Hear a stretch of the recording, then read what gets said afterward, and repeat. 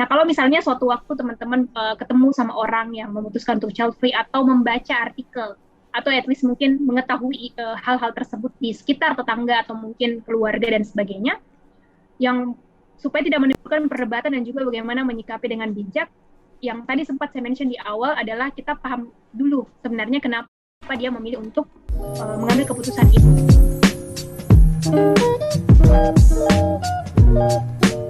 Kita masih akan membahas tentang child free tapi dari sudut pandang yang berbeda lagi nih, dari sudut pandang kesehatan mental.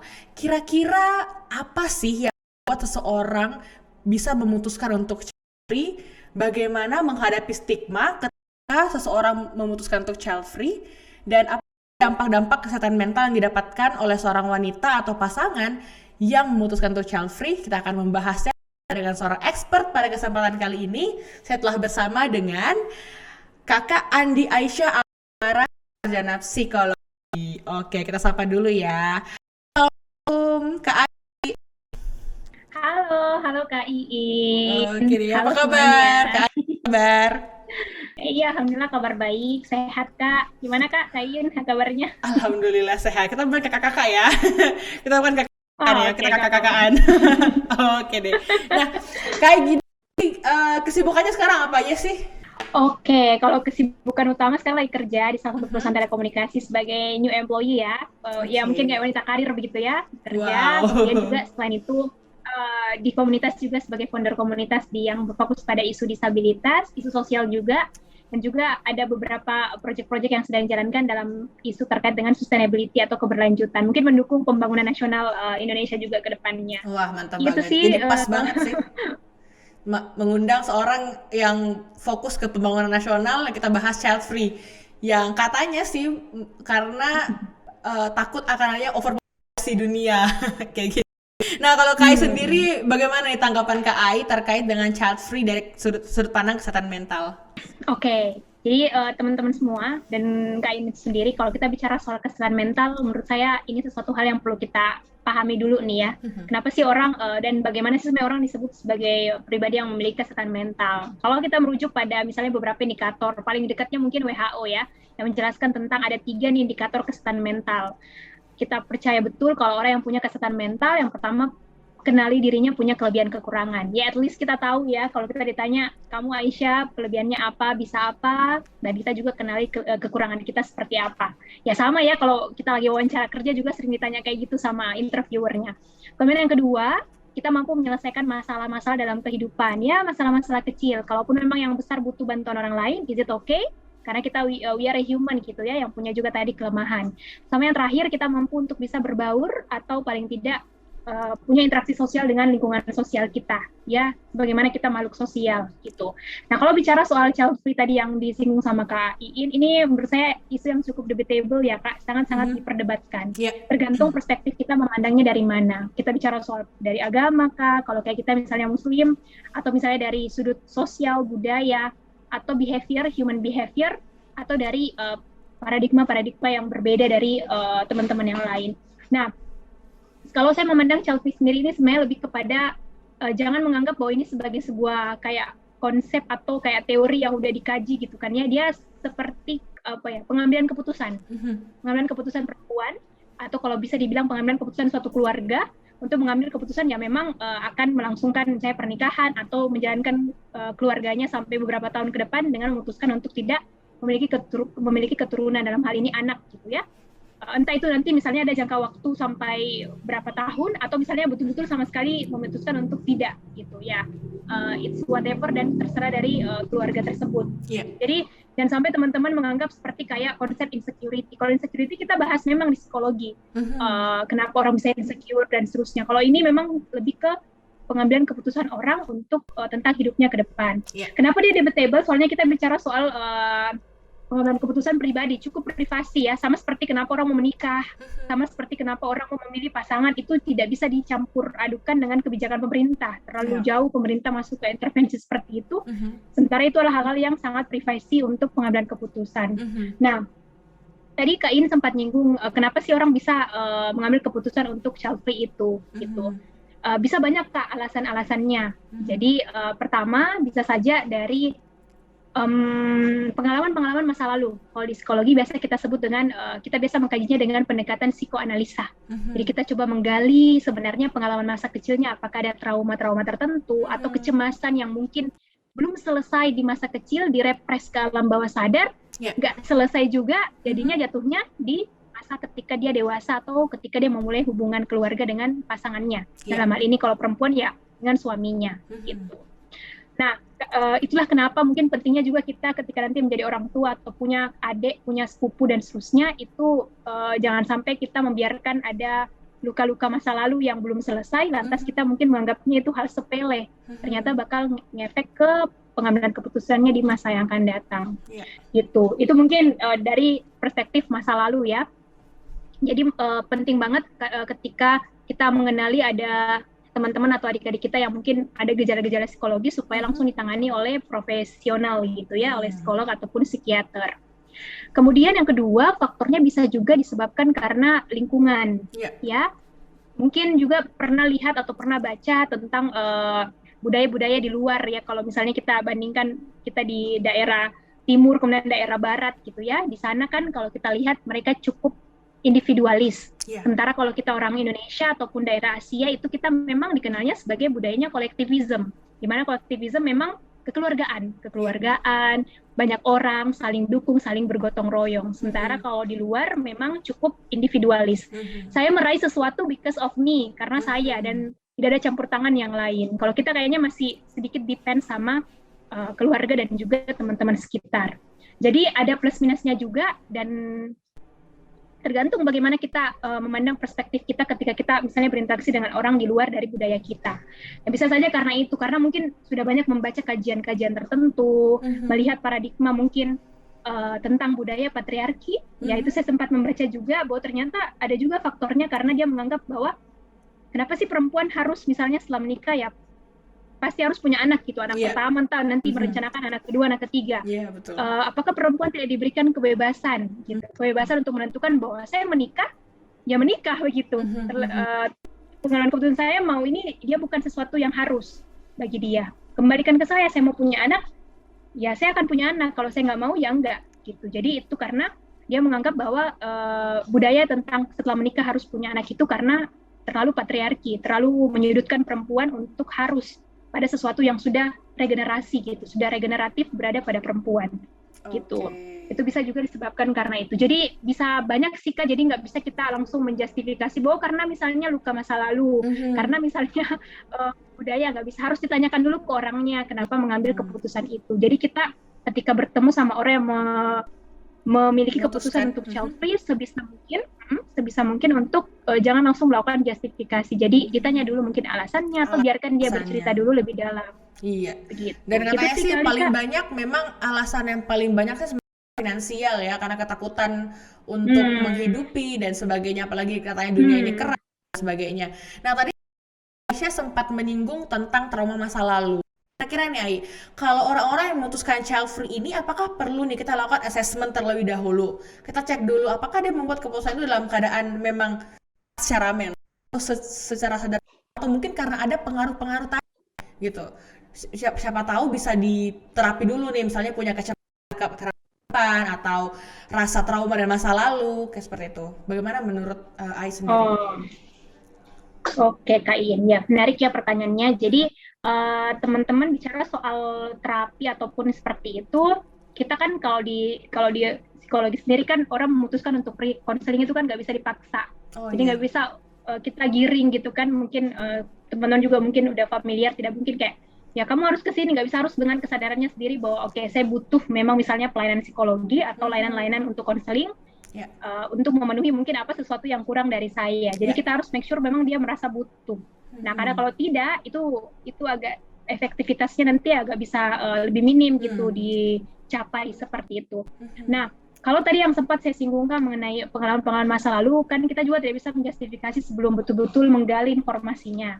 Nah, kalau yang saya dengar-dengar dan saya baca artikel juga berapa, dan saya juga mendengarkan di beberapa teman-teman, kadang memang kejadian-kejadian masa lalu seperti misalnya mungkin ada beberapa ya kayak misalnya kayak perceraian orang tua, ya kan, misalnya broken home, atau misalnya anak yang terlantar, kayak gitu-gitu ada juga beberapa, atau misalnya anak yang lahir tapi mungkin edukasinya kurang dari orang tuanya, sehingga mungkin itu menjadi sesuatu ketakutan-ketakutan untuk mengambil keputusan memiliki anak ke depannya. Itu bagi orang ya, ini saya tidak ada unsur bahwa positif ataupun negatif pada hal tersebut, tapi lebih kepada mencoba menjelaskan ke teman-teman bahwa ada banyak the reason behind kenapa orang mengambil keputusan untuk bisa tidak punya anak dalam keluarga ketika dia sudah menikah.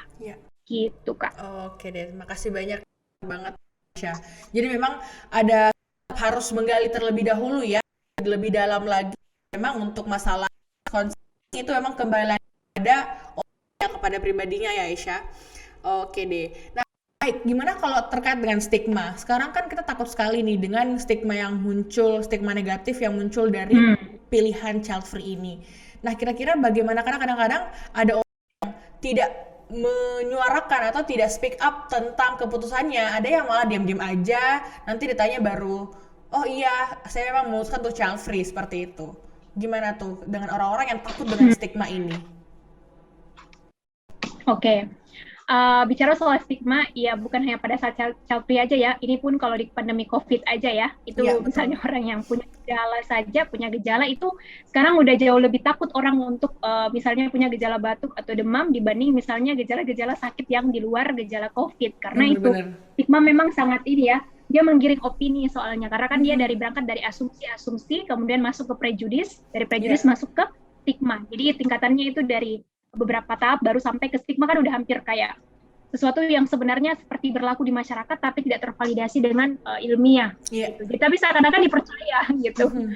Padahal kalau kita validasi lagi mungkin tidak. Nah, stigma yang muncul kalau kita lihat mungkin ada beberapa ya, ada yang mungkin menyangkut pautkan dengan agama gitu ya. Jadi makanya ini tidak paham, misalnya ada yang bahkan bilang ini nggak paham dengan apa yang sebenarnya diperintahkan oleh di agama kita. Misalnya kalau kita ambil example adalah di Muslim, karena kita paham betul ajaran kita, seperti itu ada yang menganggap. Jadi makanya mereka tidak memilih untuk speak up, atau merasa mungkin malu, atau misalnya ya nggak usah ditahu sama orang, atau apa segala macam. Terus selain itu misalnya stigmanya mungkin kayak sekarang banyak perdebatan juga di sosial media kan ya, ada yang bicara juga soal masalah regenerasi dari sebuah negara gitu, ya kan? Orang misalnya memilih untuk seperti itu ya, dia mungkin long way mungkin berpikirnya sangat jauh ke depan. Tentang takut kebanyakan nih manusia gitu. Bumi ini. Atau mungkin kebalikannya juga Kak, misalnya kayak takutnya nanti kalau kamu semua memilih untuk child free, ya siapa yang akan lanjutin negara ini, maksudnya siapa lanjutin kepada apa namanya, meskipun teknologi selalu berkembang, kalau manusia tidak ada yang sebagai pelaku atau sebagai subjek yang menggerakkan teknologi ataupun perkembangan zaman ini, siapa juga yang akan mengambil kebijakan dan keputusan? Yang paling tahu dan paling bisa akal dan juga pikiran dan juga perasaannya kan manusia dibanding benda-benda atau teknologi yang lain gitu sih. Jadi bisa juga kebalikannya seperti itu. Jadi makanya memang banyak yang tidak memilih. Nah, baru sampai ke dekat-dekat ini karena mungkin yang menyampaikannya udah banyak, udah banyak yang speak up makanya, banyak yang speak up dari para keluarga-keluarga dan perempuan yang memilih untuk child free ya.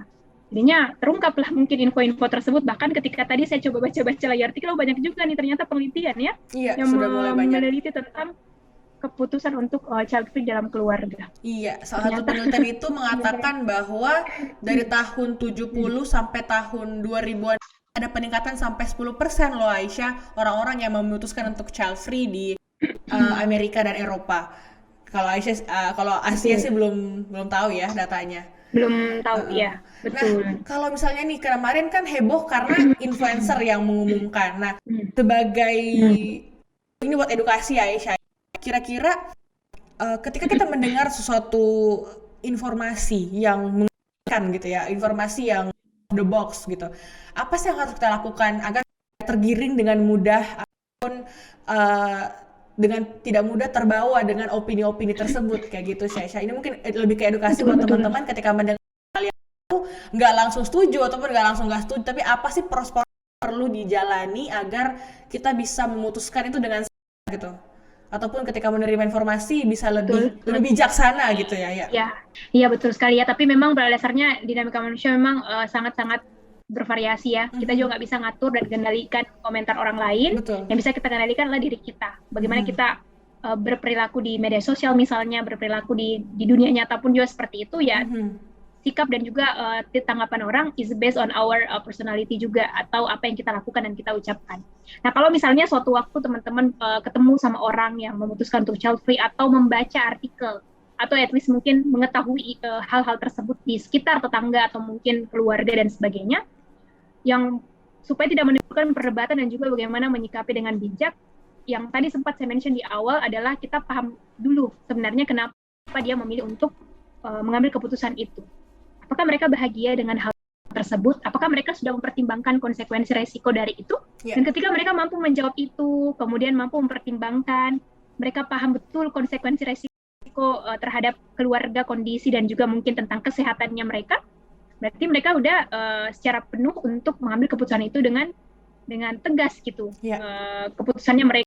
Karena ada juga yang bilang bahwa ini kan kebahagiaan keluarga. Kalau memang si suami ataupun si istri juga merasa ya tidak apa-apa, ya kita juga tidak bisa memberikan kontrol lebih kepada keluarganya orang. Gitu. Jadi teman-teman, jadi don't judge people by the cover, atau mungkin don't judge people based on their misalnya ketika mereka bicara di sosial media 1-2 kalimat. Coba ditanya lebih lanjut dulu, dipahami, kita berpikir secara dan bersikap secara empati mungkin kali ya bahasanya. Put your shoes to another shoes, untuk paham betul kenapa mereka mengambil keputusan itu di waktu itu. Jadi jangan langsung dia judge ya, kita tetap harus tabayun dulu ya, harus ngecek dulu kira-kira apa sih latar belakang dari keputusan orang. Oke deh. Mungkin Aisyah kalau lebih ke pribadi kita memutuskan sesuatu supaya orang-orang tidak menganggap keputusan kita yang negatif, apakah kita perlu selalu menjelaskan bahwa ini loh alasan saya kayak gini-gini A, B, C, D dan sebagainya? Apakah memang bagaimana sih dalam pembuatan keputusan itu tetap diterima oleh orang-orang di sekitar? Kayak gitu, secara umum aja nih Aisyah. I see. Menarik nih, berarti bisa diterapkan juga dalam hal apapun ya, pengambilan keputusan terkait apa misalnya berkarir dan seterusnya misalnya, atau membangun bisnis, usaha atau project dan sebagainya. Nah, kalau dari pengambilan keputusan memang lagi-lagi saya sampaikan bahwa memang kita tidak bisa membuat orang lain semua senang kali ya kayak ini ya. Mungkin tiba-tiba semua orang happy dengan kita gitu. Itu sesuatu di luar kendali kita, teman-teman. Susah sekali. Karena mungkin standar kita berbeda dengan mereka. Ya, alhamdulillah kalau misalnya ada yang support, maksudnya support ini kita berkarir, kita berkarya, itu berarti menjadi energi positif bagi kita. Kalaupun misalnya kayak kadang ada haters atau mungkin yang tidak senang atau mungkin tidak support dengan baik, ya itu mungkin menjadi bahan untuk evaluasi. Terus how to explain, bagaimana mengexplain, mungkin lebih ke fokus pada ini sih, fokus pada apa yang bisa kita kontribusikan, hal-hal positif itu. Misalnya tadi mengambil keputusan, kalaupun kita mesti menjelaskan, ya we have to explain, kita harus jelaskan juga ke mereka kenapa, alasannya apa, detailnya seperti apa. Ya, entah itu teman-teman berani di ruang publik atau mungkin secara privacy, secara personal berkomunikasi supaya mereka juga lebih paham keputusannya teman-teman. Boleh juga seperti itu, supaya kalian lebih tenang, kayak gitu. Dan teman-teman, ya yakinlah misalnya kayak, terutama kayak misalnya influencer dan sebagainya, itu konsekuensinya seperti itu memang. Segala keputusan yang diambil itu pasti banyak sekali komentar yang hadir. Jadi, itulah konsekuensi kita memilih untuk tampil di depan publik. Iya, yang penting, itu sih, Kak. Ya, sadar bahwa ada konsekuensi di balik sebuah saya menyimpulkan seperti itu. Oke, Syah. Kembali lagi mungkin kita terakhir setelah child free ini, orang perempuan tentunya dulu sangat ditentukan kesuksesannya ya dari ranah domestik. Bagaimana dia punya anak, bagaimana dia di keluarganya. Nah, sekarang kan lebih bergeser ya, Aisyah, lebih ke bagaimana dia berkontribusi untuk sekitar, bagaimana dia berprestasi dan sebagainya. Nah, kira-kira Aisyah punya saran nggak untuk semua wanita agar lebih bisa dia tentunya lebih dalam menghadapi semua perannya, baik menjadi seorang ibu, nantinya menjadi seorang istri, menjadi seseorang yang berperan dalam lingkungan kerjanya mungkin gitu. Apakah Aisyah punya sedikit saran ataupun rekomendasi seperti itu agar mental? Oke. Ya. Oke, Kak, betul. Bagus banget nih pertanyaannya buat teman-teman. Jadi mungkin sarannya lebih ke optimalisasi peran ya. Teman-teman, memang di mana-mana pun kita ini pasti selalu punya banyak peran ya. Misalnya kayak sekarang atau teman-teman yang lain juga ada berperan sebagai ibu, wanita karir, kemudian juga mungkin punya usaha, punya project kayak misalnya kayak Ian kayak gini yang tiap hari padat juga kan ya, dan seterusnya. Itu bagaimana caranya supaya bisa ngatur waktu. Jadi optimalisasi peran. Tapi optimalisasi itu nggak bisa hadir kalau belum mindfulness, belum sepenuhnya hadir dengan peran itu. Okay. Jadi kayak masih setengah-setengah atau belum tahu sebenarnya tujuan saya bikin project ini apa, atau tujuan saya sebenarnya bekerja ini apa. Tujuan saya misalnya membangun keluarga itu apa. Jadi kayak we have to misalnya mau mendefine dulu tujuannya apa, lalu kita mindfulness sama apa yang kita mau raih tersebut. Setelah itu baru kita optimalisasi apa sih yang bisa kita usahakan dan seterusnya. Kemudian yang kedua, perempuan juga harus tahu misalnya kayak resource atau sumber energinya dari mana, gitu. Yang bisa merecharge energinya, misalnya datangnya dari keluarga, nanti kita bisa optimalisasikan itu. Datangnya dari banyak hal-hal positif di luar misalnya, kita juga perlu tahu sumbernya supaya tahu bagaimana memanfaatkan itu dan seterusnya. Terus evaluasi diri teman-teman, kita kadang-kadang terus berjalan tanpa mencoba untuk tracking, melihat ke belakang sejauh ini jalan saya udah berada di jalan yang benar lah istilahnya, atau sebenarnya saya berjalan tapi nggak tahu tujuannya kemana. Makanya seringkali orang bertanya, sebenarnya lagi yang saya cari itu apa sih, gitu kan? Kadang-kala ini kalau bicara soal kesehatan mental ya, kadang-kala kita akan berada pada titik mencari apa yang sebenarnya kebahagiaan atau happiness yang kita mau tuju. Gitu. Seperti itu sih. Sama mungkin paling terakhir itu adalah tahu konsekuensi dan resiko dari setiap pengambilan keputusan. Termasuk kalau kita korelasikan dengan child free, itu keputusan teman-teman ya. Itu punya banyak sekali perdebatan, dan kalau kita berani untuk mengambil ya berarti kita juga berani untuk mengambil dan merasakan konsekuensi dan resiko setelah itu. Menjadi dewasa memang complicated. Benar. Banyak sekali kami dihadapkan dengan banyak peran dan juga keputusan itu sangat, apalagi yang membuat keputusan itu salah satu hal yang tidak mudah, membuat keputusan kayak gitu. Mungkin terakhir, mungkin pesannya Aisyah nih buat teman-teman wanita yang memutuskan untuk child free ataupun untuk tidak, agar lebih mindfulness lagi. Tadi tambahin lagi nggak nih? Oke. Pesan-pesan buat teman-teman ya berarti. Yang child free or not child free? Iya. Siap.